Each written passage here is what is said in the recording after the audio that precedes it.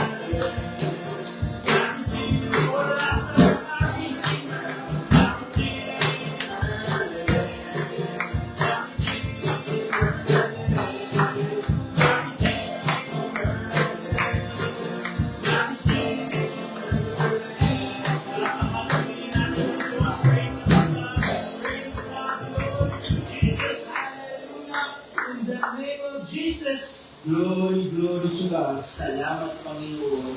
Hallelujah. Awit sa Diyos na kalumanay na awitin. Praise the Lord. Praise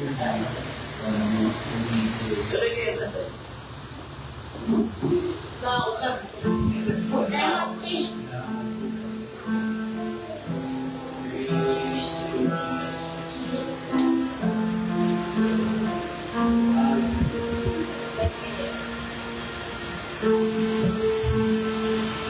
Yes, Lord. You were the beginning, one without a Lord knows how. In glory and creation, now in healing our Christ. What a beautiful name it is. What a beautiful name it is. The name of Jesus Christ, my King. What a beautiful name it is. Nothing compares to this. What a beautiful name it is. The name of Jesus. Somebody word the word. Word the word at the beginning. Without the Lord knows how. In glory and creation. In glory and creation. Now revealed in you are Christ. What a beautiful name it is. What a beautiful name it is. The name of Jesus Christ, my King. What a beautiful name it is. Nothing compares to this. What a beautiful name it is. The name of Jesus. You didn't want heaven without us. So Jesus, you brought heaven down. His love is greater. The sin was great. Your love was greater. What could separate us now? What a wonderful name it is. What a wonderful name it is. The name of Jesus Christ, my King. What a wonderful name it is. Nothing compares to this. What a wonderful name it is. The name of Jesus. That you not hold you. The plans are before you. Silence the voice of sin and praise. The heavens are roaring, the praise of your glory. For you turn grace to life again. You have no rival, you have no equal. Now and forever, God, you reign. Yours is the kingdom, yours is the glory, yours is the name above all names. What a powerful name it is. What a powerful name it is. The name of Jesus Christ, my King. What a powerful name it is. Nothing can stand against.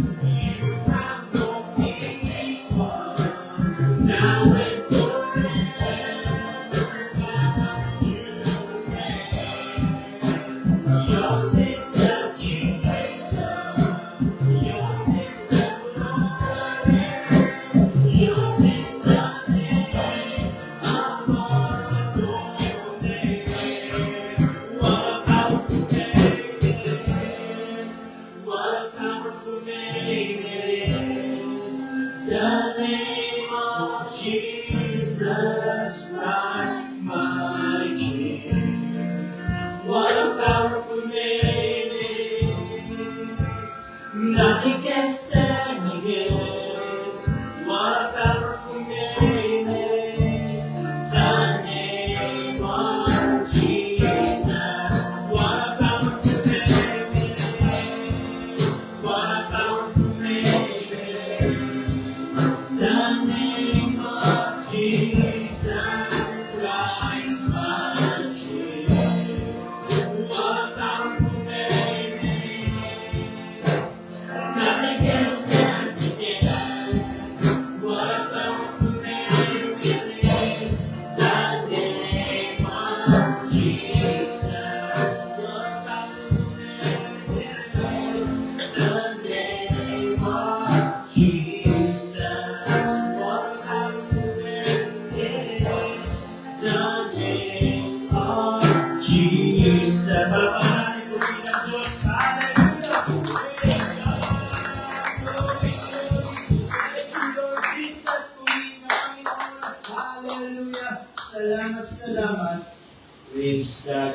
Para sa ating announcement, ating worship schedule, meron tayong panalangin araw-araw, Monday hanggang Sunday, sa 11 to 9 a.m. ng umaga. Ang ating Sunday School, 9 a.m. sa pag-aaral, pagtuturo ng salita ng Panginoon, at darating 10 a.m. ang ating panambahan sa linggo.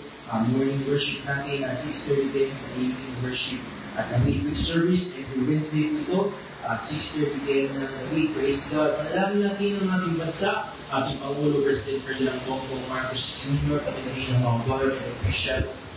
Pray din natin kung darating na eleksyon, magkaroon ng kaayusan, kapayapaan, malinis na resulta, pagluklog ng Panginoon ng mga leader, magkaroon ng takot sa ating Diyos. So pray din natin ang mga leaders international, Pastor Greg Mitchell, Pastor Jessica, Pastor Joe Campbell, sa din natin ang ibang international leader, Pastor Colin Warner, Pastor Tommy, Pastor Richard Ruby, Pastor Paul Stephens.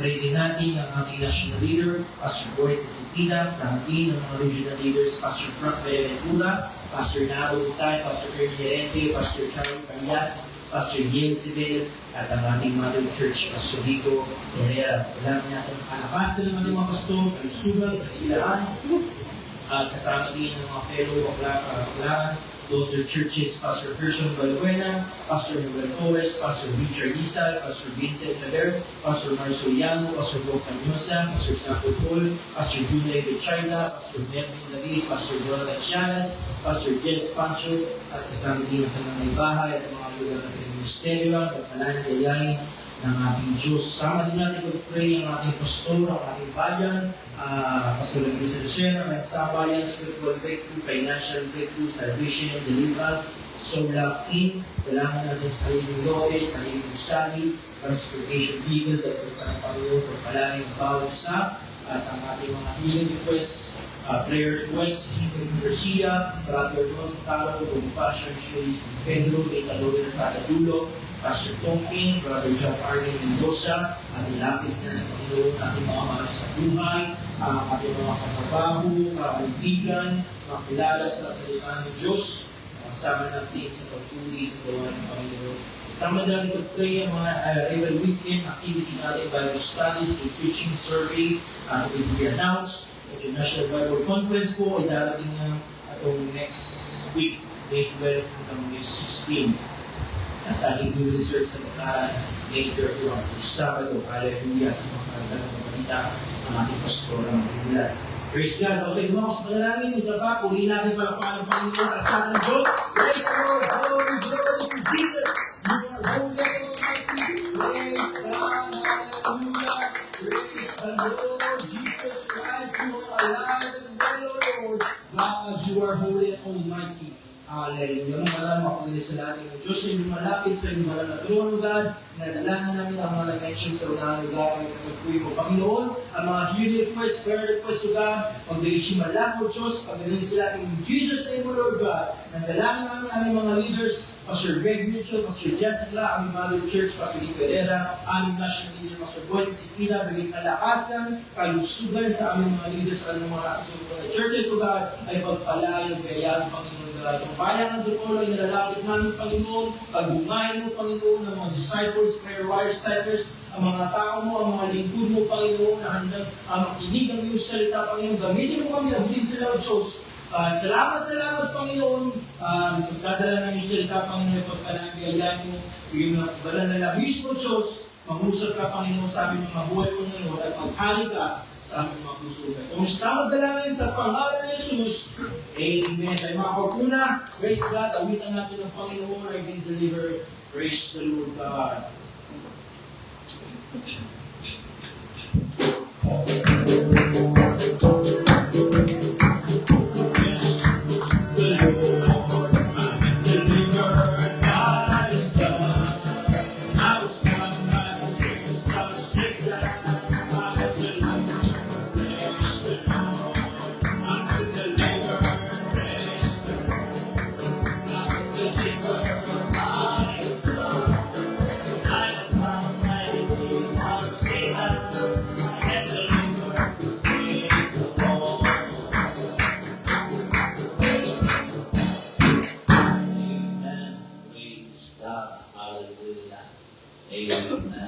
Magandang gabi sa inyo lahat.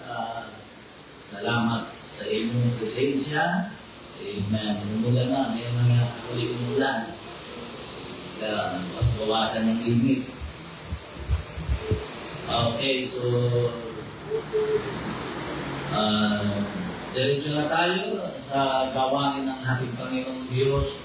Yan na, tulad yun na ipabalita kanina. So, ang ating konferensya ay sa 12 na itong buwan na ito. Ngayon ay May 4. Okay, so isang linggo na lang konferensya na natin. So, hallelujah. Okay, so panalangin natin ang gawain ng ating Panginoon. Magbunga ang konferensya at pagpalain ng Diyos at samahan, gamitin ng Panginoon yung mga tatayo, mga naral o magkakaroon ng bahagi doon sa gawain ng ating Panginoon Diyos. So, patuloy natin panalangin ang gawain ng ating Panginoon Diyos. Amen. Praise God. Kapag may konferensya, ibig sabihin hindi napipigilan ang pagsulong ng gawain ng Diyos. Dahil tuwing may konferensya, sa atin kasi hindi pwedeng magdaos o magsagawa na konferensya nang walang inilalabas na opos. Hindi po pwede. Kaya yun ang pinaka-ano mo. Walang konferensya kapag walang opos na inilalabas. SMS out.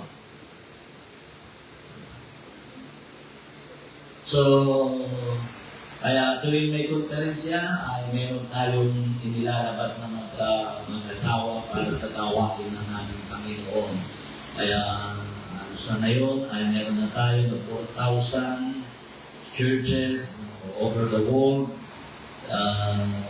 Noong pa yun, nakaraan ng may isang taong so, pag dalawang konferensya na, na yun, higit na yun, 4,000 something na yun. So, ipanalangin natin sa Panginoong Diyos na pagpalain ng Diyos ang kanyang gawain. Dahil yun ang plano at ang adhikain ng Panginoon at ang puso ng ating Panginoong Diyos. Dahil sinabi na, umayo kayo, inyong alagaan ang lahat, ang buong sanlibutan.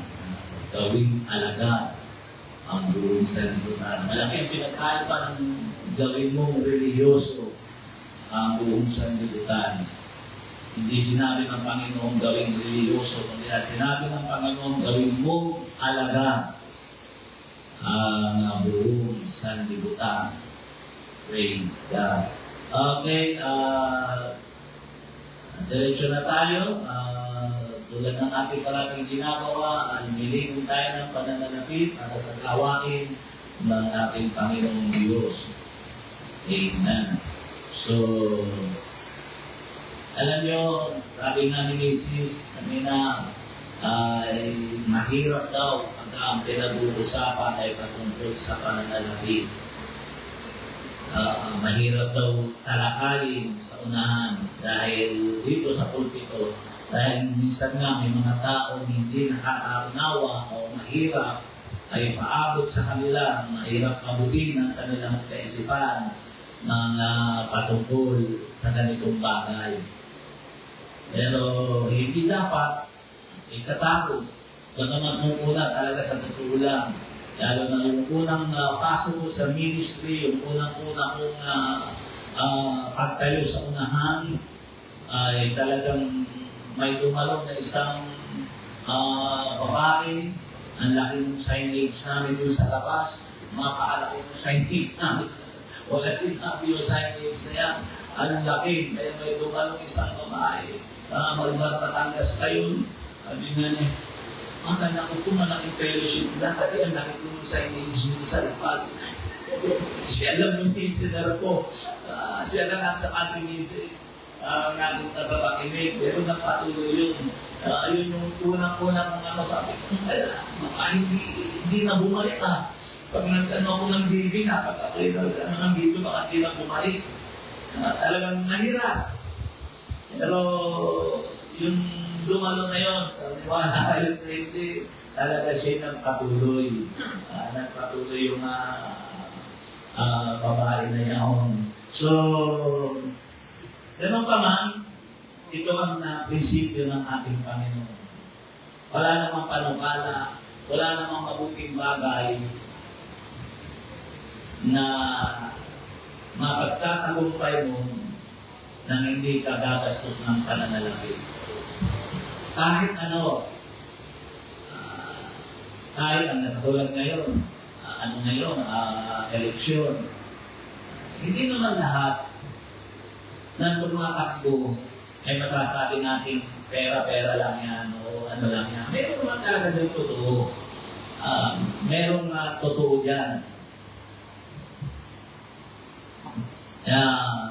Yung sa totoo, kung meron man, meron talaga.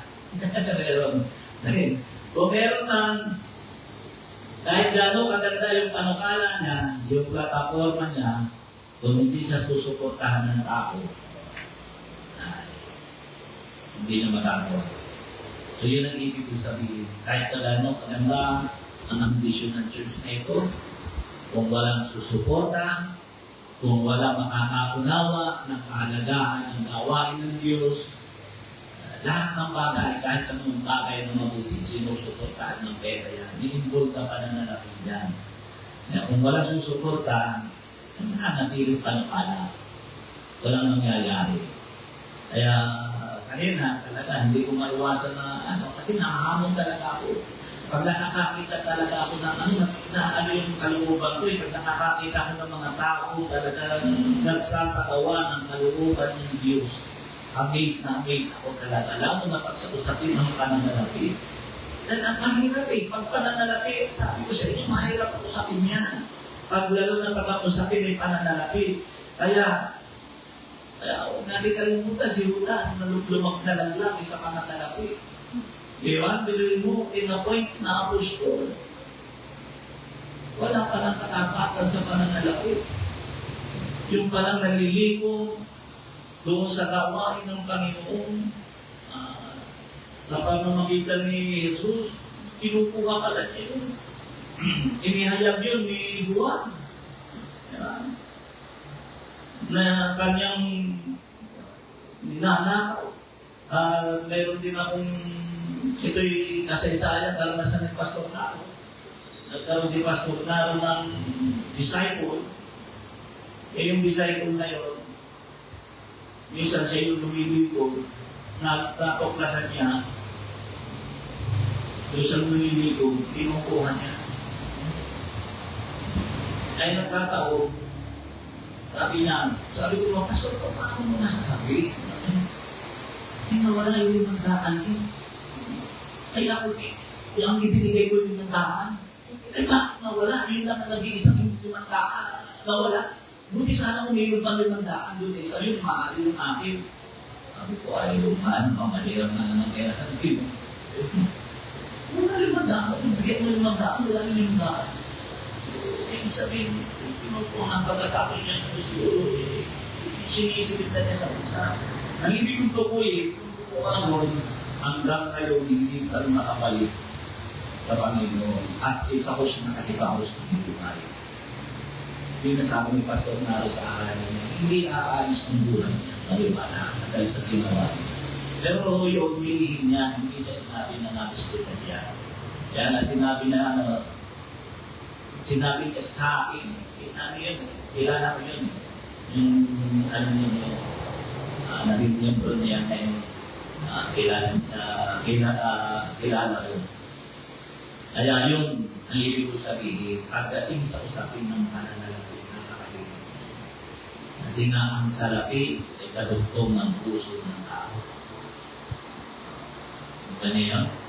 Kaya ang pinakamagandang pagsubok sa tao, kaya sa atin, sa fellowship natin, pag hindi ka tighter, pag hindi, kaya na, itinatutupad kaya tayo discovery. Kasi yun dyan natin binapasi yung ilalabas natin. Pag yung disciple na ilalabas mo, kahit gano'n pa yung kahapa, siya na yung pinakamatapat at pinakahanap ng pinakasya na. Pero pag nakita mo, hindi siya writer, hindi siya nai-involve sa titles, hindi yan nilalabas ng fellowship. Kasi maguulog lang yan. Matutokso lang yan. Baka gawin lang niya yung pananalapi ng church sa mga ibang bagay. Hindi sa pagsulong ng gawain ng Diyos. Kasi ito makikita. Tama minsan, nabanggit din ni Mama, sabi niya, at alam ko niya tiniwala, totoo yun. Ay, karnas ko yun eh. Sabi niya, ang mga taong naging supporter sa church, yung nagbigay ng malaki, ng mga halaga sa church, hindi yan basta-basta nawawala sa gawain ng Diyos. At totoo ko yun. Sumo ko yan. Lahat ng talagang nagbigay ng panahon. Hindi lang panahon, kundi pananalapi. Yung malaking dinastos talaga sa gawain ng Diyos, hindi yan basta-basta nawawala. Ay hindi mawawala. At kadalitan, sabi ko nga, yung kung sino pa yung critics sa loob ng church, yun ang hindi nagbibigay. Totoo yun. Yun yung hindi nagbibigay. Kaya yung mga hindi nalilingkod sa ano yung hindi yung malaking na ibahagi na sa gawain. Gusto to yun. Sabi lang ng Panginoon ipagbili mo ang lahat ng iyong ari-arian at magkakaroon ka ng kayamanan sa langit. Diba? Yan ang sabi niya Ang sabi na, kung saan naroon ang puso ng tao, naroon. O kung saan naroon ang kayamanan ng tao, naroon ang puso ng tao. Eh, totoo yun Paano makakalikod sa gawain ng Diyos? Pinalo na yung kayamanan mo. Kaya talagang hindi ka tatalikod. May hirapan. Yun ang ibig ko sabihin. So, ngayon tayo niligo ng pananalapi para sa gawain ng ating Panginoon. Okay, gawain ko si Michael para tayo pamunahan dito.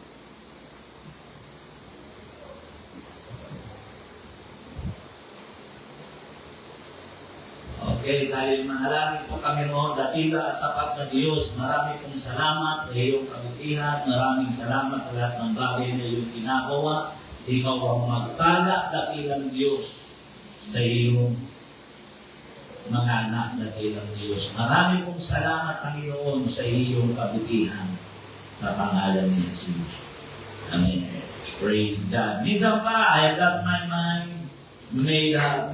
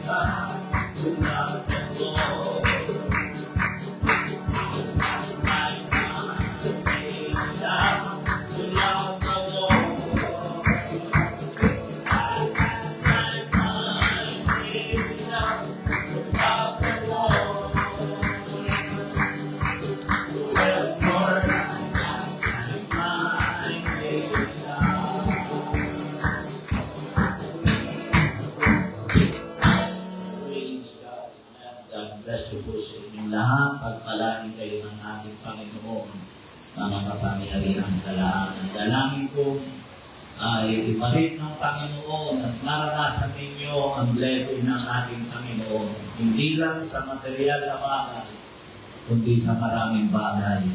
Okay, talinilid na sa salita ng ating Panginoon Diyos.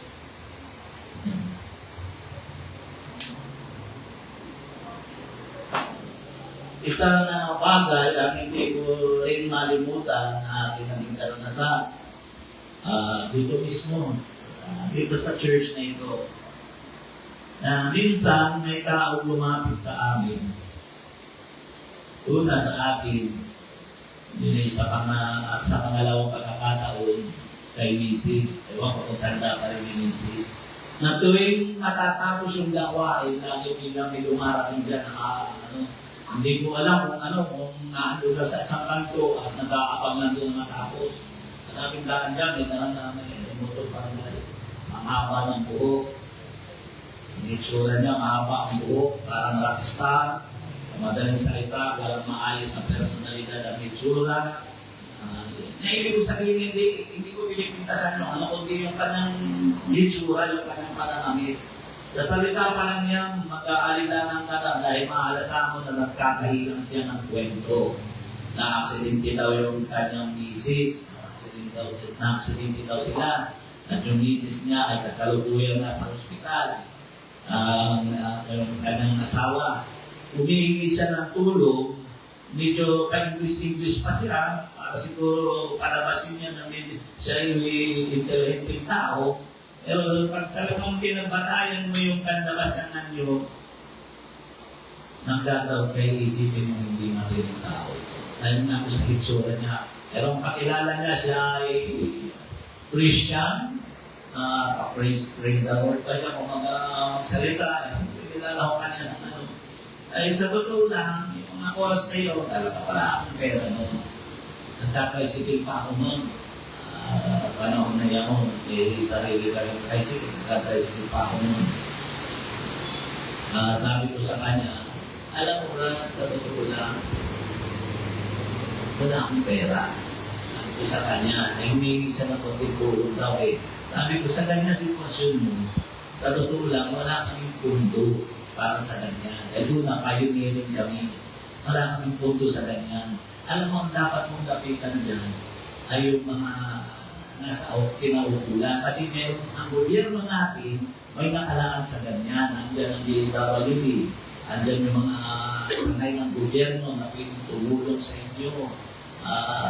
Meron sabi ko, meron tayo mga politikong tao na pwedeng lumalapitan. Siya, nangitila agad, nangisilang siya. Susubukan din daw niya. Naisipan lang daw niya na sa akin kumapit. Sabi ko, pero ako dito, may ibibigay ko sa iyo. Sabi ko, 185 lang yata ito. Puro 5 pisuhin pa. Sa tricycle. Ikaw sa iyo, sige po, pwede na po yan. Sabi na, ibibigay ko sa kanya. Inano ko sa kanya, sabi ko, sige. Pasensya ka na, dahil sabi ko, ang church na ito, wala kasing pundo sa ganyan. Wala kaming pundo, ang pera namin ay nasa at saka sa totoo, sabi ko, pioneering ako. Wala akong pananalabi na kaya sabi ko, pinakita ko yung susi ko, pero may susi pa ako, bayawan ko, andyan ang tricycle ko sa labas. So, siguro, alam mo, nagka-tricycle ako, dahil kilala mo akong pastor. Sabi ko, nagka-tricycle ako dyan, para itabuyot ko yung pamilya ko. Kasabay na rin ang gawain ng Diyos. Siya nakaalala siya, kung siya ng ganun. Sa madaling salita, umalis na lang siya. Pagkaraan siguro ng isang buwan, nakakita ko na naman, pakalabas na naman kami dito. Aabot siya doon, nakamotor na naman, palisan. Ay, salamat sa Panginoon. Purihin ng Diyos, talaga napakabuti ng Diyos. Talaga nabalan niya sa amin. Talagang sa buti ko, naabutan ko po kayo. Pastor, ano po kasi gusto ko po manghiram sa ito naman pera rin. Kasi po, ano nangyari ba? Hindi ba ba ngayon ba? Di ba nakalabas sa ospital ang mga asawa mo? Hindi po nakalabas na po, okay na po kaya na. nag-a-apply po ko ng trabaho eh. Eh, ikukuha lang po ang indihan. Eh, baka po may mga, ano na sa inyo, kahit magkano, kahit po rin ng daan, 800, parang meron. Sabi ko, wala akong pera. Wala akong pera sa totoo lang, wala akong pera, sabi ko sa kanya. Lumating kasi si Mrs. Tumiting siya kasi kay Mrs. Kaya sabi ko, ay, si Mrs. Alam ko, wala niyang pera eh. Ewan ko kung may pera yan, pero alam ko, walang pera yan eh. Ano daw yun? Sabi ko, Mama, nangyihirap na ako eh. Hindi ko may nasa akin, Mama. Tumuko ka, hindi ba kayo ano? Ay, ito, 400 lang ito. Ayan, sige, yun na sa iyo. Ay, salamat po. Pero bago siya umalis, sinawakan ko sila ng kanya. Alam mo sa totoo lang, didiretsahin kita, hindi kita kilala. Pangalawang pagkakataon niya itong ginawa sa akin. Buti pa naman kung bumabalik ka at dumagalaw ka, naglilingkod ka sa Panginoon, yan hindi kita kilala. At kung meron man akong dapat tulungan, marami rin hirap sa aking mga member. At kung meron man akong dapat tulungan, siguro ay yung mga dumadalot sumusuporta sa gawain ng Panginoon. Yung mga nakatabi at nasa likuran ko ang unang dapat tulungan. Ayun po na, mamalik ko po. Hindi ko pinaasahan ay mamalik mo yan. Kaya ang ano ko lang sa iyo ay maglingkod ka sa Panginoon, ayusin mo yung buhay mo. Dahil doon ako, Ate, sige po, hindi po. Basta alam ko, bigyan niyo lang po ng ilang araw, babaligon ko ito. Aawa ng Diyos, 3 taon na yata ang nakakalipas, hanggang ngayon, hindi pa nakakalipas. So,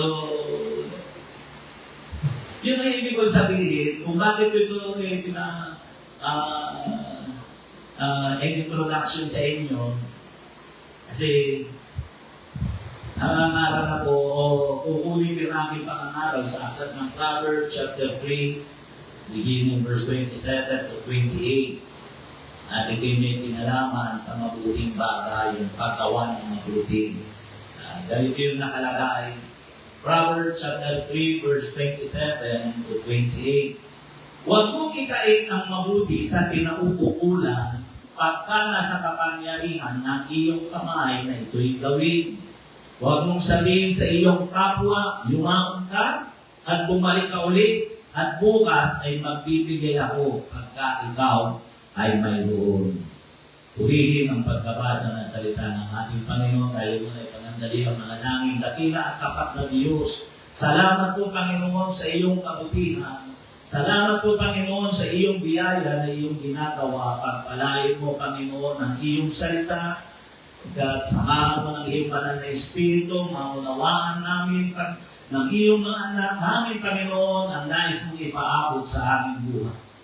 Mga bagay na inilagay mo sa ating kaisipan upang ipahagi ko sa iyong mga anak. Maraming salamat, Panginoon, sa iyong kabutihan sa pangalan ni Jesus. Amen. Praise God. Kanina umaga, nangaral ako ng nabanggit ko yung how do you treat the Word of God. Ngayon, nangaral naman ako ito, pinaksaan ko ito, how do you treat good things? Paano natin pinakikitunungan o paano natin inaharap yung mga mabubuting bagay. Alam niyo, kung ating babasahin ito, kung ating pag-aaralan, ako po'y naniniwala, hindi lang ito nangungusap sa mga taong kapuspalan, ang mga taong kapuspalan na nangangailangan ng tulong. Hindi yun na nakikita ko rin ko. Ewan ko kung ano nakita nyo na basahin natin. Basahin ko pa, minsan pa. Huwag mong italin ang mabuti sa kinauukulan pagka nasa pangyarihan ng iyong kamay na ito'y gawin. Huwag mong sabihin sa iyong kapwa, lumakan ka at bumalik at bukas ay magbibigay ako pagka ito ay mayroon. Hindi, kung aking ating binasa ito, hindi ka mo para ng pansin, hindi yan namumusap lamang doon sa isang tao na nangangailangan ng tulong o mga bagay na kinakapos. Mga tao na kinakapos sa pamumuhay. Meron nais ipaunawa dito ang ating Panginoon. Kasi sa Bible, May sinabi sa Bible, huwag mong kakainin ang mga taong tamad. Sino nakabasa nun? Sino nakabasa nun? Ang 1 Korento, binanggit yun. Ang sabi noon, hinigyan ko kayo ng mabuting halimbawa. Ang sabi ni Pablo, na itong kamay kong ito, ang sabi ni Pablo, ay ginamit ko sa aking pagpapadal para suportahan ang aking pangangailangan. At sinabi ko rin sa inyo, na huwag kayong mangingialam sa buhay ng mga may buhay, kundi sabi niya, magsipaghanap buhay kayo. Yun ang sinabi.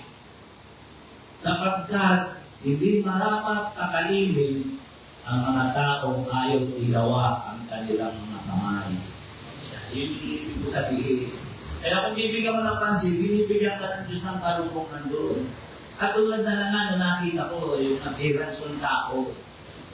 Sabihin ko naman talaga yung hindi ko kung nag-chulchulti sa itsura na lang Alaga mo naman ang tao pag Tsaka, ipagpalagay natin gano'n, mahirap kasing gumawa ng mabuti.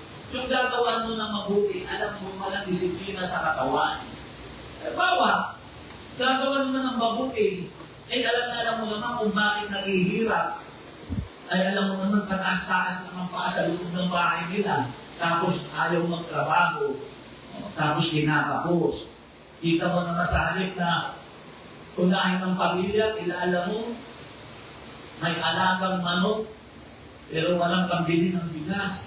Merong alaga ng manok, nakakabili ng pato-patoka. Tapos lalapit sa iyo, mga ganun ba? Ibigyan mo lang ng halimbawa. Ay, mabigat tulungan yung ganun. Tutulungan mo yung ganun, alam mo. Mabigat tulungan yun Kaya ako naniniwala. Kasi ninyo yung sinabi rito, huwag mong ikait ang mabuti sa kinauukulan. Ano yung salitang kinauukulan? Ibig sabihin doon sa taong nararapat. Mayroon mga taong hindi nauukul. Na para sila'y buhayin mo. Meron talaga taong gano'n na hindi nauukul para sa kanila. Manghihiram sa iyo ng dahil alam mo naman, ng putang sa tindahan. Yung ba ba gano'n? Ako may manghihiram sa iyo ng alam mo. Yun na nga, ako'y naniniwala na kung gawaan yung ibig kong natukuin sa ating sinasabi dito. Hindi naman kasi tayo tinuruan ng Panginoon para maging tututo. Na kahit sino na lamang ay lumapit sa iyo, ay pagbibigyan mo, bibigyan mo ng kukunin mo na, pati yung nasa savings mo, nasa Gcash mo, kukunin mo na. Hindi tayo tinuruan, kaya nga tayo binigyan ng Diyos ng karunungan. Pero ito ang bagay na dapat na ating maunawaan dito na nais ko ipaabot sa inyo.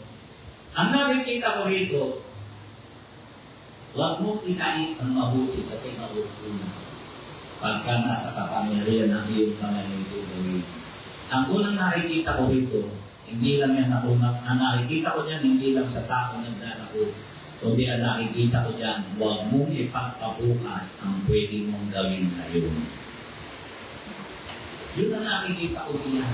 Na kung meron kang kakayanan na gawin mo ang mga bagay, bakit ikatong pabukas mo ba? Yun ang ikitunguhin dyan ng Panginoon. Hindi lang yan nangungusap doon sa mga taong kapuspalan na malapit sa iyo na kundi yan yung nagpapakita na kung meron kang kakayanan, meron kang abilidad, merong malaki ang opportunity mo, kaya na makagawa ka ng mabuti, bakit kinakailangan mong ipagpabukas? Yan ang sabi na huwag mo sabihin sa iyong kapwa, lumangang ka, bumalik ka ulit bukas ay magbibigay ako pag ikaw ay mayroon na. Hindi naman nakikita ko dyan, tandaan natin, wala ng bukas para sa paggawa ng mabuti. Yun ang ipinakikita dyan ng Panginoon. Lalo na kung nasa kamay mo nga, pwede natin yan gawing literal. Pwede mong gawin talaga yung totoo. Kung nakita ka talagang tao na nang kapuspada, kaya lang, pansinin mo yung sinabi sa kinauukulan. Nauukul ba siya? Nakita mo talaga, bawa. Maraming cases na namin ito ginawa.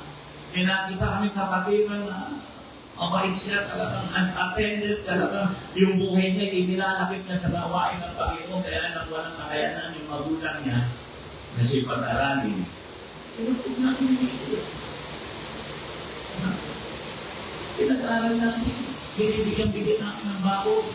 At siya naman, nakikita ko, pag may time siya, hindi siya nagbubuhos ng panahon doon sa email. Wala pang email nun eh. At sundi.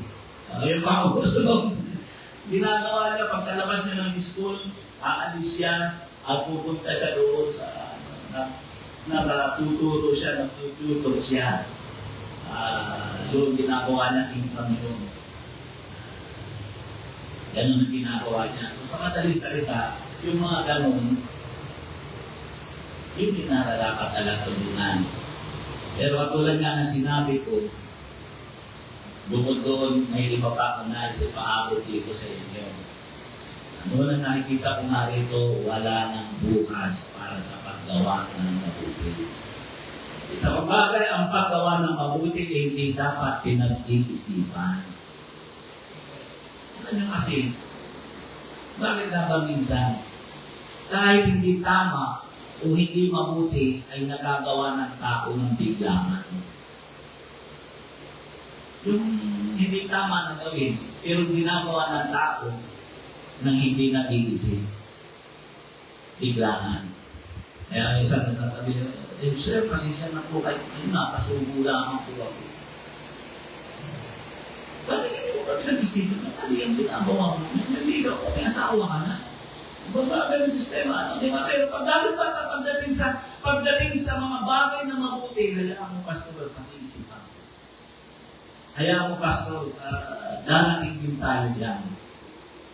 Kuha nyo? Dahil pagdating sa tinatawag na mga bagay na mabuti, kinakailangan pa natin pag-isipan mabuti. Kaya mo, Pastor, pag-iisip ako mabuti kung ako ba talaga tinawag sa kanya. Kasi meron ako nakita na naalala ko nga. Dati ako'y nasa lukbang, meron ako nangangaral ako doon, meron ako nakita doon na lagi nga doon sa may tabi ng may kalayo ka. Mga siguro, mga 15 hakbang mula doon sa church. Nagiinom siya doon. Yun na, isang araw, dahil tinawag niya. Bago ako tawagin, nalaman ko na agad na si may-ari ng church, na kapatid ng may-ari ng church na pinagpili ko na namin. At tinawag na ako, sabi na, lasing siya, kaharap niya yung mga nasa kainuman niya na. Alam mo, Pastor, ang sakit mong magsalita sa totoo na. Sakit mong magsalita. Naririnig ko yung mga pinagsasabi mo. Ang sakit mong magsalita, ang talas ng bibig mo. Alam mo, sa totoo lang, gusto ko kang sapatin. Nung sinasabi niya sa totoo lang, kumakabog na yung dibdib ko, sabi ko, tubo yata. Gusto talaga kitang sapatin.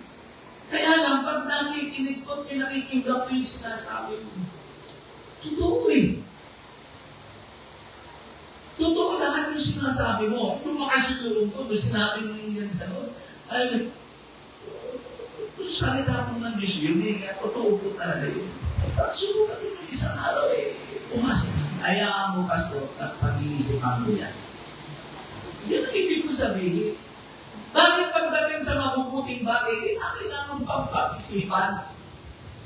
Kailangan pa ng panahon. Yun yung nakikita ko nito eh. Yung sinabi ng Panginoon eh. Yung sinabi niya sa Solomon. Huwag mo itong mabuti. Sa ikinawag mo, lahat na nasa kapangyarihan ng iyong kamay, ito'y gawin. Huwag mong sabihin sa iyong kapwa, lumaon ka at bumalik ulit. At bukas ay magbibigay ako pag ikaw ay mayroon. Pag-iisipan mo pa. Pero bakit pag mga sa mga maling gawain, bigla kurang mismo. Alam mo, may bayaran ka sa bahay na tubig at kuryente, mamamalayan mo na lang bigla nasa warehouse ka na. At umiinom, inugustay ang 15 araw na pinagpagalan sa pag-aaral buhay. Totoo ba yung nasasabi ko? Kaya yun, hindi nag-iisip. Tapos pagdating doon, sasabihin na lang kay Mrs. Ano lang kami, happy-happy lang kami ng ano. Banding lang kami ng mga kagkaga. Ano na, kami siyempre, so parang di mo pusok trabaho. Nakita rin yung likod ko katatrabaho. Relax lang. Ito magdala lang mamayo. Iubos. Ang natira 300. Sasabihin ng misis, namin natin bayaran sa kuryente, sa tubig. Matrikula ng anak mo. Eh, magpapala na lang ako. Paano yung tutuloy? Hindi, pag sa mga bagay na kailangan, hindi kayo nag-iisip, pero pagdating sa mga bagay na nakukuha natin ng biglaan. Pag hindi tama. At sa mga bagay na dapat natin maunawaan, ang mga bagay na mabuti, pag pinagpaliban ay lumalabas na hindi mabuti. Ito, saan natin tatandaan pa? Para nyo maunawaan ng gusto, meron akong isang kwento na ano sa inyo. Totoong nangyayari ito. Sa usapin ng paglabag sa batas, mayroong mga case na dapat sa loob ng 24 oras o 24 oras ay dapat nang maaksyonan agad. Pag pinagpaliban mo, tinatrato yan ng batas na common case. Halimbawa, tulad ng pang-aabuso sa mga kababaihan, rape ng mga kamag-anak, iyuhin, minsan. At minsan, dahil sa ayaw ng kahihiyan, nag-usap-usap ang kanila, ayaw ng kahihiyan, tatahimik. Kaya lang makita nila na truma ang bata. Kailangan ng isang buwan, kaya gagawin, itutuloy nila. Ganun. Nagiging common case na natin. Ordinaryo mga kaso yun. Tulad na nangyari kay Banoy, na pamangkin ni Mrs. Binugbog ng mga kalalakihan sa walang kadahilanan, maliban na lamang sa natapunan ng tingin, yung mga nambugbog. At dahil pinalipas ang ilang araw, hindi na halos nakita yung pasa, yung bakas, yung pananakit. Naging common na lang yung kaso. Pabalik-balik sa barangay. Naubos ang mga aswela sa sako ng sapatos, kapabalik-balik, tayo schedule. Ang sabi ko, kung nung una pa lamang, isinuplong mo na yan, umaagos pa dito sa ilong mo yung dugo, andun ka na sa police station, oras mo, sa oras na yung dadamputin yun. Kaya bago yung magkaroon ng hearing, at least napanagutan na nila, kulong na sila. Eh kayo, gusto ng kapatid ni Mrs. Taco, matamputin, ang madaliin. Sabi ko, hindi nyo mamamadali yan. Pinalipas ko na eh. Ang tawag po doon ay mandatory reporting o reportable offenses. Ibig sabihin, sa loob ng 24 hours, dapat i-report mo na tanggal. Pero pag isang ano dyan eh, hindi ko na papanggit, pinala ninyo na ang regular, gano'n na, lagi ng ano. Ibig sabihin nga, pag lumampas na yung ano nila, yung kaso mo nagiging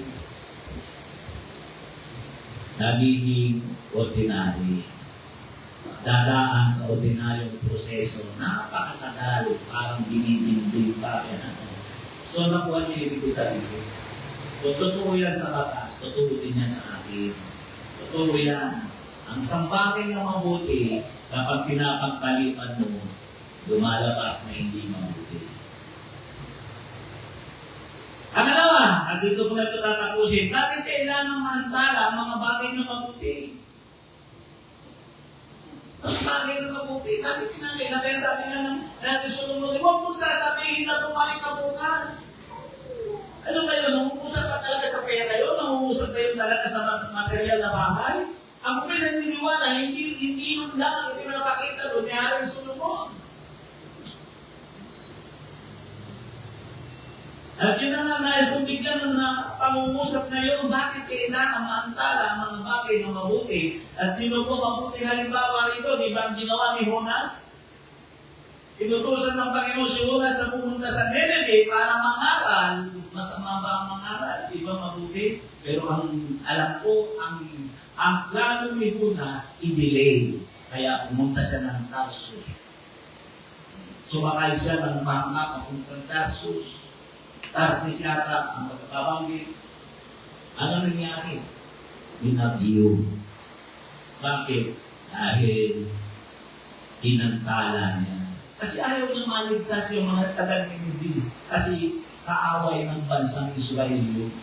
Ay alam niya ang basahin yung kasaysayan, alam niya na ang Diyos ay magaling magpatawad, mababa ang loob.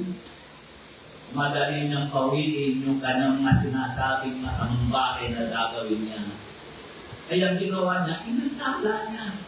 Kaya nakikita ko ito, mahirap magsasama sa mga taong dinidelay ang paggawa ng mabuti.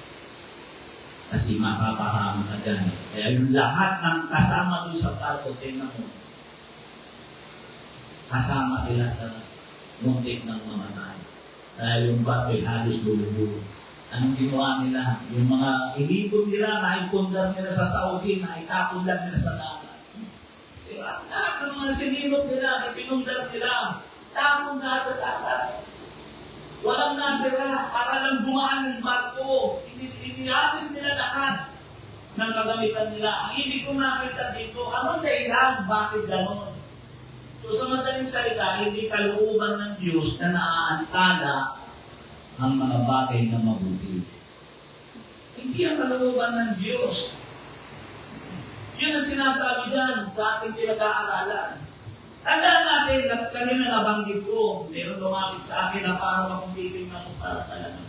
Ang hirap gawa ng mabuti dahil parang siya sa sarili niya, hindi siya gumagawa ng mabuti sa kanyang sarili. Kasi bago mo tulungan ng isang tao, kailangan siya unang tumulong sa sarili niya. Pag hindi niya ayaw niyang tulungan yung sarili niya, paano mo niya tutulungan? Pero ang tanong ay ganito, mayroon bang pangit at hindi mabuti sa Panginoon? Mayroon bang pangit at hindi mabuti sa kalooban ng Diyos?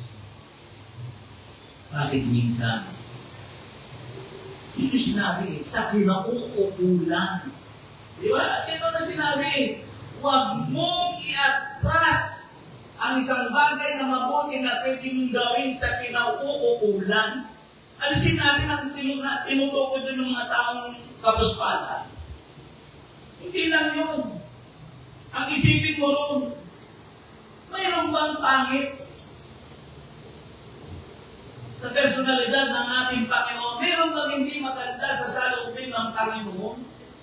Pero bakit minsan, inaangkala natin? Yun ang ibig kong tumuyin. Ang ibig kong makita natin dito. Ang pag-aalinlangan sa paggawa ng mabuti ay pag-aalinlangan sa Diyos.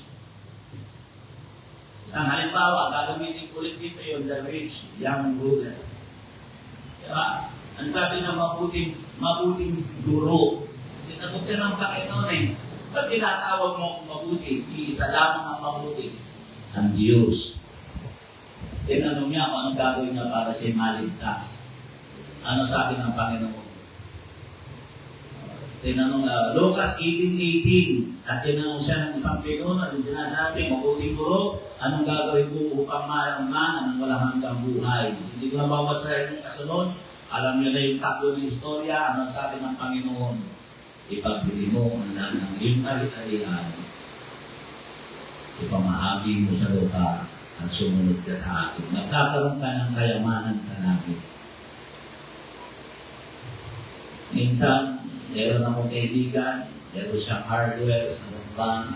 Tinanong niya yan sa akin, Pastor, pag may pinag-maglingkod sa Panginoon, kailangan bang maghihirap ba? Kasi yan yung binanggit na. Ay mayaman kasi yun. Kanila yung building ng church na ginagamit namin, kasi yun namin tinutuluyan. Kaya tinanong niya ako ng gano'n. Hindi yun ang plano ng Diyos. Ang gusto lang ipakita rito ng Panginoon. Gusto niya siguraduhin kung ano ang priority ng lalaki. Ano ang prioridad mo? Gusto mo maligtas? Ano ang prioridad mo? Nang nakita ko rito, nag-aligtanan siya sa magagawa ng Panginoon. Ang tiwala niya ay nasa pananalaki. Ang tiwala niya ay nasa pera, nasa kanyang provisyon, nasa kanyang tinatangkili, ang kanyang kayamanan. Yan ang nakikita natin doon. Yan. Gusto lang makita rin ng Panginoon kung ano yung pinapriority mo. So kung tinawag niya na ang Panginoon ay mabuti, kaya nga sinagot siya ng Panginoon na walang mabuti kundi ang Diyos. Kaya tanong ko, kung siya'y mabuti, bakit hindi niya magawa ang mga bagay na nasa kalooban ng Diyos? Yun ang pinakamagandang gawa ng mabuti. Ang Diyos. Ano pa? Ang gawain ng Diyos. Nasa kamay mo. Yung sabi ko, ang kakayanan na makagawa ng mabuti. Ngayon, kung magkaantamay tayo, iaantala natin, pwede natin maranasan ang magulong pamumuhay tulad na nangyari kay Tomas. Kailangan pang marunok ng isda. Kailangan pa na, kaya nga sabi ko na, mahirap sumama sa isang tao, hindi dinidilay ang maggawa ng mabuti. Dahil madadamay ka doon.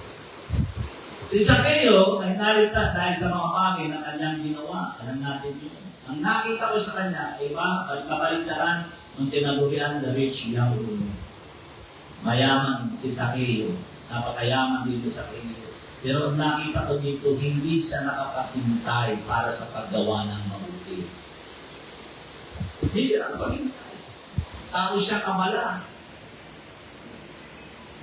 Pinuno ng maninigid ng buwis. Ama na yan. Basta mga namumuno ka sa gobyerno, mas pinili niya umakyat sa puno ng Siguro, makita si Jesus. At nung makita si Jesus, sinabi ni Jesus, bumaba ka dyan at ako'y tutuloy sa iyo. Lucas 19:1-9. At tumuloy siya bumaba siya at sinama niya si Jesus sa kanyang tahanan. At ang sabi doon, pagdarating doon sa tahanan niya, agad niyang inilabas yung mga bagay na mabuti para sa kanya. Yung lahat ng kayamanan niya, inilabas niya. Ang tanong ko ito, bakit hindi man naging dinili ng 2 araw, 3 araw man lang? Bakit on the spot nang nakita niya kung sino si Jesus, agad siyang gumawa ng mabuti? Yun yung sinasabi niya ang sumunod na nasa kamay mo. Kayang gawin ng iyong kamay. Alam mo, kalimitan kasi yung mga tao, bago yung gumawa, bago yung mag-intak sa isang gawain, titignan niya muna yan at pagkaaralan niya muna. Di ba? Ano ba ito? Sa kamista ito nasa mga puntahan ko dito. Ano ba ito? Yung mga ano ito? Yun yan. Ang mamaya pagbaba niya sa pulpito nasa sabungan naman yan. Ngayon, hindi mo ba? Pero sinabi na natin dito si Zaccheo, on the spot. Pag pumunta po ni Jesus sa bahay niya, inilabas na agad niya ang kanyang lahat ng kanyang kayamanan. Narito, ang lahat ng aking kayamanan ay aking ipinamamahagi. Ako ang ibig ko sabihin. Ganun yung sinasabi ko. Bakit inaantalain mo ang mabuting bagay? Bakit hindi tayo pwede magbuwis mga bagay na mabuti? At kung natin kalilimutan na si Jesus na nagsalita ng ganito. Ito na ako magtatapos John chapter 9 verse 4. Hindi ba nagtatrabaho ang tao, ito'y mapapakasali. Hindi ba nagtatrabaho ang tao sa araw dahil hindi na siya makapagtrabaho sa gabi? Kaya dapat gawin na natin ang mga pinakagawa ng Diyos na nagpadala sa akin habang magagawa pa natin. Ano nakikita niyo sa salita natin? Ang nakikita ko doon pagmamadali. Hanggat may araw daw, gawin na natin, tapusin na natin ang mga bagay na dapat natin gawin. Kaya doon ko nakikita ng mga bagay na mabuti, hindi na kailangan pag-isipan mo, tama ba talaga? Tama ba talaga natin mag-price? Ano ba bang kalooban ng Diyos yun? Tama ba talaga na gawin ko yun? Tama ba talaga natin ko yun? Tama ba talaga na dapat ako yung nasa gawain ng Diyos? Hindi mo na dapat mag-isipan yun. Sabi ng Panginoon, sapagkat darating ang araw na hindi na natin magagawa ay pinagagawa niya. John chapter 12 verse 35, sinabi ni Jesus sa kanila, kaunting panahon na lamang ninyong makakasama ang ilaw, lumakad kayo habang kasama pa ninyo ang ilaw, upang hindi kayo abutan ng dilim. Hindi alam ng lumalakad sa dilim kung saan siya pupunta. Hanggat may araw-araw, gawin na natin hanggat may panahon. Kaya sa madaling salita, ang mabubuting bagay, hindi pinaghihintay. Lalo na't nasa kamay mo ang kakayanan na gawin ang mga bagay dito. Kaya ang sabi nga ni Gia, doon sa inauguration doon sa kanila, nagsalita pa si Pastor. Tapos ka na ng isang kurso. Bakit di ka na mag-masteral ka pa sa pagiging doktor? Napakaganda, kitang-kita ang abilidad sa iyo para gamitin ka ng Panginoon. Yung skill mo, yung kakayanan mo, yung katalinuhan mo, kitang-kita. Bakit pinarambang mag-masteral ka? Naghihintay ka pa ng panahon, i-delay mo pa ang kalooban ng Diyos. Ang ganda doon, nanghihingi naman na sorry. Pag babae, ay, Brad, isa nga pala, napatamaan kita kanina. Ayos din. Okay. So, yun lang mga kapatid. Na Panginoon, ito yung nais kong ipaabot sa inyo. Kaya yung pinagsaan ko rito, how do you treat good things? Paano mo tinatrato yung mga mabubuting bagay? Pinag-iisipan mo pang mabuti? Kung dapat mo talagang gawin? Ano sabi ng Panginoon? Ano sabi niya sa Solomon? Huwag mong ipagpapabukas kung makagawa mo naman yun. Pero nasabi ko nga, pag na-delay yan, kaya si nanay ni Panoy, halos nakunutan na si Panoy. Pasama na pala niya, hindi mo pa sinabi. Ayaw ko kasi kayo mag-alala eh. Kasi kami dito na iba eh. Ang dami ko na nakita ang ganyan. Marami ang mga nasikaso, kabataan na gusto ng tulungan, nagkakas sila ng mga magulang nila. Hindi kagad mahaba yung proseso. Bakit? Dahil pinilay, alam naman yung mabuti at karapatan niya yung binibili. Kung totoo yan sa batas, natin totoo yan sa ating. Iyo po natin ang ating mga ulo ng usap ako sa simple tayo na pang-usap. Praise God. Hallelujah.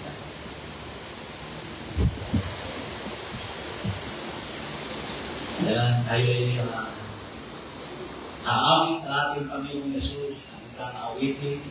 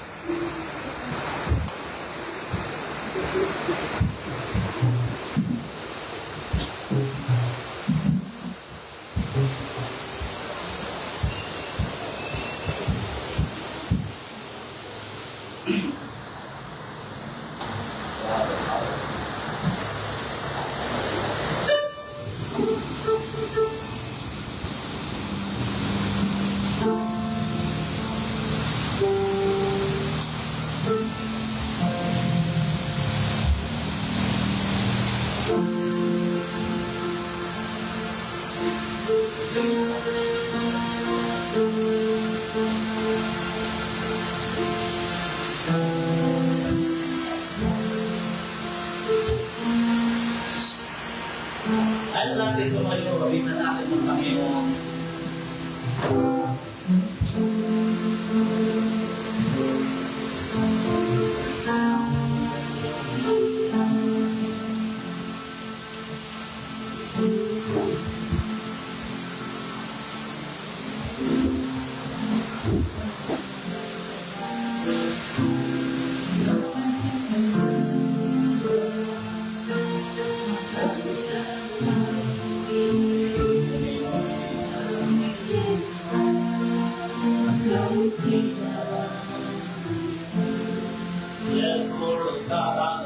Yes, Lord.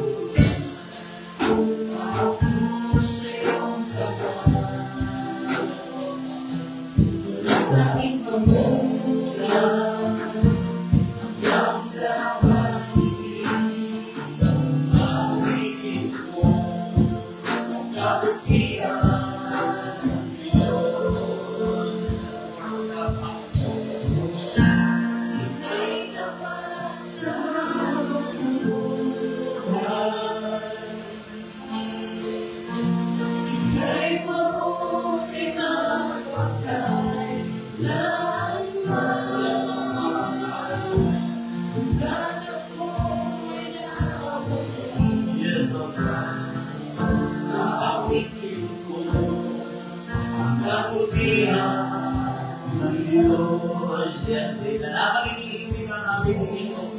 Magpapakasangaling pa rin ako na may mga nasa online na perspective para makakakinig ng ganitong pangungusap. Ang paggawa ng mabuti, hindi pinagpapaliban. Yung po ang nais kong ipaabot sa inyo. May mga tao na sumusunod, hindi na pinag-iisipan. Bagaman ang resulta ay kasiraan ng kanilang buhay. Hindi magandang resulta, ang mangalit na resulta, pero hindi ang namin namin nag-iisip. Pero bakit pa nakapagdating sa mabubuting namin, parang kailangan pang pag-isipan? Yung siguro naman ang dahilan kung bakit sinabi ni Alex Sumunod. Kung nasa kamay mo, kapangyarihan na gawin ang bakit ito, bakit hindi yung gawin. Huwag mo sabihin na magbalik ka bukas at saka mo gagawin. Kaya sa oras na ito, hindi mo kaya mabuhay nang iwalay ka sa aking Panginoon. Isang bagay lang ang dapat mong gawin, tanggapin mo si Jesus. Yun ang pinakamabuting gawin ng tao. Ang tanggapin at pagkukuran, gawa ang mabuti. Ang may likha ng langit at ng lupa. Ang may likha ng iyong iningan. Ang may likha ng iyong buhay. Kaya sa oras na ito, kung di mo natatanggap ang Panginoon, nalalamin ka na isang panalangin, panalangin ang pagkataon. Ulitin mo ang katanang ito, dakilang Diyos, inaamin ko po, nawalan ako ng panahon sa mga bagay na nararapan ko mabuti ang mamuhay na ayon sa iyong kalooban. Kaya sa oras ito, inaamin ko ang ating mga pagkakamali at nagpasya ako natanggapin ka bilang ating Panginoon at tagapagligtas ng ating buhay. Binubuksan ko rin ang aking puso, inaanyayahan kitang pumasok at maghari sa aking buhay. Isulat mo ang aking pangalan sa aklat ng buhay upang sa iyong muling pagmamalik, makasama mo ako doon sa buhay na walang hanggan. Maraming salamat, Panginoon, sa kapatawaran. Maraming salamat sa iyong kabutihan sa pangalan ni Jesus. Amen. So, babaguhin ko ngayon ang panawagan o sa kong hanggan. Lumapit tayo sa ating Panginoon Jesus. Tandaan mo, huwag natin ipagpabukas yung mga bagay na pwede natin gawin ngayon. Mga bagay na mabuti. Hindi natin dapat pag-isipan pa. Higit sa lahat, hindi natin dapat ikahiya ang mga bagay na mabuti. Kung mayroon man dapat tayo ikahiya na yung mga bagay na masama. Kaya sa oras na ito, bukas ang alakad, hindi tayo lumapit sa ating Panginoon. Pag-usap sa ating Panginoon. Lord of God, hallelujah. Lord of God, hallelujah. Salamat yung Panginoon sa iyong kabutihan. Oh, Lord of God, hallelujah. Kapag sa bagay hindi kaya gawin, napakabagay hindi mo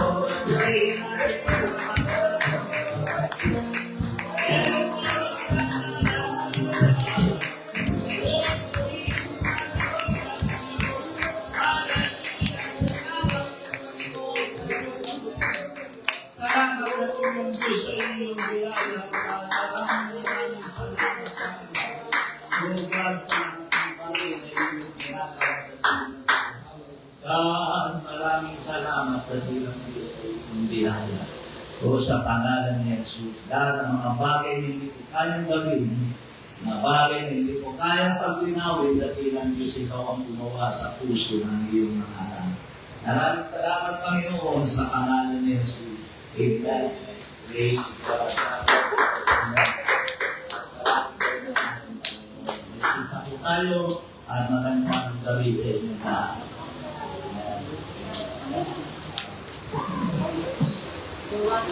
Yan na. Yan.